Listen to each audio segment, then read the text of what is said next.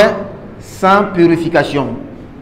Lorsqu'on n'est pas purifié, quand on veut faire la prière n'est pas acceptée. Allah n'accepte pas cette prière-là. Donc, parmi les conditions de la validation de la prière, il y a l'ablution. Il y a la purification en fait. Donc, l'ablution, lorsqu'on parle de l'ablution, on parle de la petite ablution. Et dans le livre ici, Al-Akhdari, on parle des différentes parties, les différents groupes de l'action de l'ablution. Pourtant, le nouveau musulman, ou bien le converti, ou bien l'enfant musulman qui est pubère, ou bien qui veut apprendre la religion, lorsqu'on l'enseigne les ablutions, on lui dit, lorsque tu veux faire les ablutions, il faut dire Bismillah. Lave les deux mains. Ensuite, lave la bouche, ou bien rince la bouche. Ensuite, aspire l'eau et expire. Lave le visage, lave les avant-bras, les deux, essuie la tête, les oreilles, les pieds. C'est comme ça qu'on enseigne l'ablution aux musulmans sans distinction des actes de l'ablution. Mais ici, on a réparti les actions, les actes de l'ablution en trois groupes. Le premier groupe est appelé les actes obligatoires. Le deuxième, les actes surrogatoires. Le troisième, les actes méritoires. Pourquoi cette subdivision?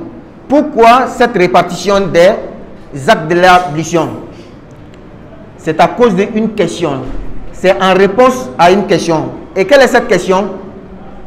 Lorsque toi, musulman, en faisant tes ablutions, c'est-à-dire la petite ablution, en faisant les ablutions, tu as oublié de laver le visage.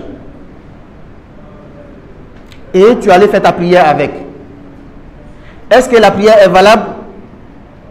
Voici la question. Est-ce que l'ablution que tu as faite là, elle est valable? Et si l'ablution n'est pas valable, qu'est-ce qu'il faut faire? Pour répondre à cette question, il est nécessaire de connaître les différents types des actes de l'ablution. Pourtant, le prophète sallallahu, lorsqu'il faisait les ablutions, c'est la forme que nous avons expliquée.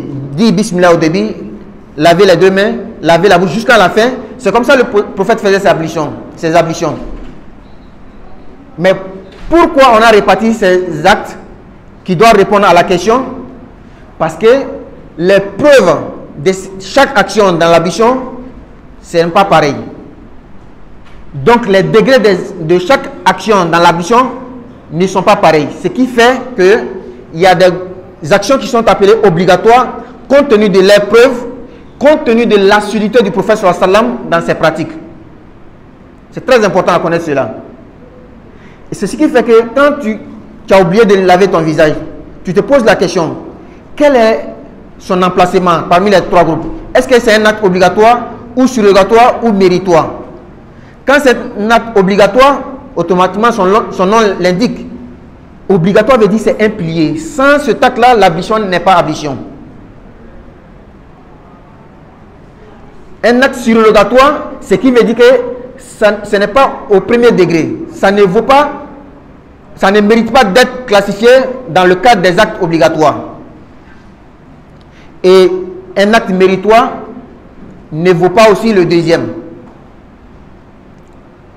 Donc, quels sont les actes obligatoires de l'ablution? L'acte que, quand tu oublies, ton ablution n'est pas valable.